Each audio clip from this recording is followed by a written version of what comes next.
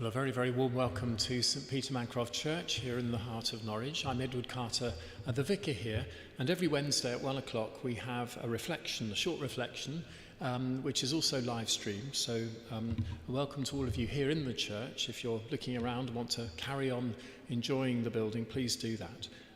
But as I say, a welcome to all of you as well watching on the live stream.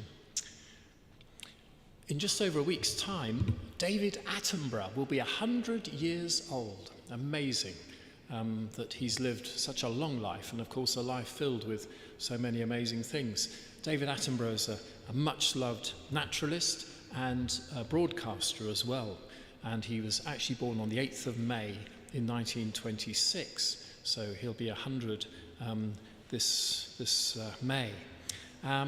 Apparently, I looked up one or two things about him. When he was 10, roughly 10, in 1936, he attended a lecture in Leicester all about the natural world and about conservation and care of nature, which 90 years ago that was pretty much unheard of. There wasn't really anything along those lines normally. And it caught his imagination as he narrates it. And, well, he never looked back, really. If you fast forward a bit, he joined the BBC, importantly, in 1952, initially as a producer, and then was one of those lovely moments, apparently in 1954, when David Attenborough was there ready to produce the show, and the presenter at the last minute couldn't do it, was unwell or something like that. And it was an early TV series about an animal collecting expedition called Zoo Quest. Anyway, David Attenborough said, well, I'll have to do it. And in he stepped, and it turned out he was a fantastic presenter of the programme. And he carried on doing that kind of thing. And then gradually, something grew in his mind about the idea of doing a really significant and major, sort of groundbreaking TV series about the natural world, something that took seriously the proper academic understanding, but also was a popular thing. And also, of course, colour television was really taking off, and it was a wonderful opportunity to do a fantastic new series. And this came about. It was called Life on Earth. I was a boy when it came out first, and I remember watching it as a child, and indeed getting the book as well, a fantastic book which I still have and treasure at home. And that aired first in 1979.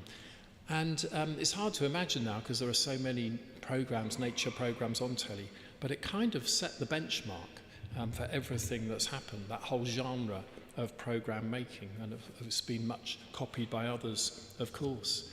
And David Attenborough himself has worked on a large number of major documentary series all about nature. I looked up one or two. The Living Planet was another one, and then The Trials of Life. I think I've got the books for both of those as well. And more recently, The Blue Planet, and there are lots of others. And he was the narrator for regular programs, not so much those big landmark series, but regular programs aired perhaps every week or regularly. And one of them called Wildlife on One, which was very popular. I think the most famous episode of Wildlife on One with David Attenborough was in 1987. It was called Meerkats United. You can imagine the kind of thing. Meerkats, of course, very popular. But being more serious for a second, Attenborough's work has really blended, in my mind anyway, two different things. One is just the sheer beauty and intricacy of the natural world. I was chatting with someone just a few moments ago as we looked out of the window here in the church and seeing the lovely spring green of the leaves on the trees. Each leaf is a work of art, absolutely beautiful. And the blue sky, absolutely beautiful. So yes, this earth on which we live, this natural world, is just a beautiful thing, endless in variety. So that's the first thing I think that Attenborough has pointed to and celebrated. But then the second thing, and this I suppose has grown in more recent decades, the second thing, more sombre, is the adverse impact that we human beings can have on the planet Earth, and then the need to care for our planet home. So the beauty and the call to care are woven together. And of course that means highlighting the challenges, yes, but still voicing hope too. And that, I think, is what David Attenborough has done beautifully. Well, David Attenborough himself is not a religious man. He describes himself as agnostic. He's not sure whether to believe in God or not. And he certainly isn't a churchgoer or a Christian. But he does affirm the preciousness of life. And I don't think he's necessarily used these words, but he's affirmed that need for us to tread gently as human beings as we go about our daily lives, as we inhabit this beautiful planet. And I think an important part of this is simply noticing, taking the time, slowing down enough to notice and appreciate the beauty of, quite literally, our own backyards, the places where we are day by day. And I think David Attenborough's programs have reminded us of this over the decades. Although much of his output has been, I was going to use the word exotic, lions and tigers in Africa, and other extraordinary creatures from around the world, some of which we would probably never expect to see ourselves, certainly not in their natural state. But still fascinating to look at, but it does feel a little bit far-flung sometimes, I always feel. For example, those gorillas from 50 years ago, who can ever forget seeing David Attenborough enjoying time playing with the gorillas in Africa.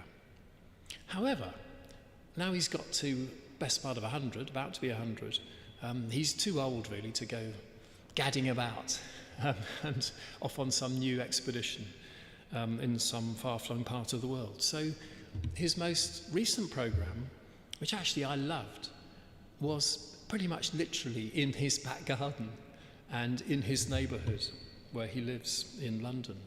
And it was a fantastic programme, enjoying the foxes, urban foxes, and hedgehogs.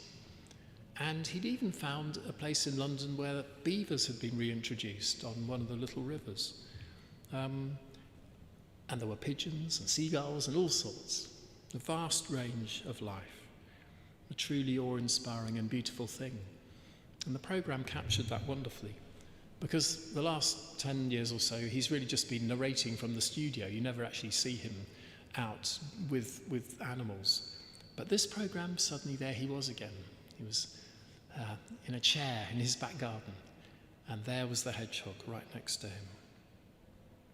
Well, anyway, I, for one, am very grateful to David Attenborough for reminding me not just of the beauty of the natural world and the need to care for it, but actually how it's right here with us. It's part of our lives if we would only take the time to enjoy it. And for me as well, if not for David Attenborough, the glory of this natural world is linked to God.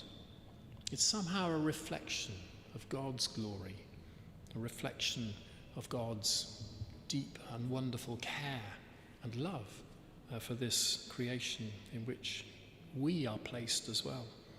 It's a kind of reminder of how precious the gift of life is. And if we treat it as a gift perhaps from God, then actually life just opens up and feels more glorious in itself. Just being grateful for being alive is a wonderful starting point as day gives way to day. Well, as I end, I'm going to wish David Attenborough a happy 100th birthday when the day arrives. I'm going to thank you for listening to these few thoughts. A reminder that we do have a reflection every week on a Wednesday at 1 o'clock. And you're always welcome to come and join us for that here in the church or indeed on the live stream. Thank you for joining me this week, and hopefully see you next week. Thank you.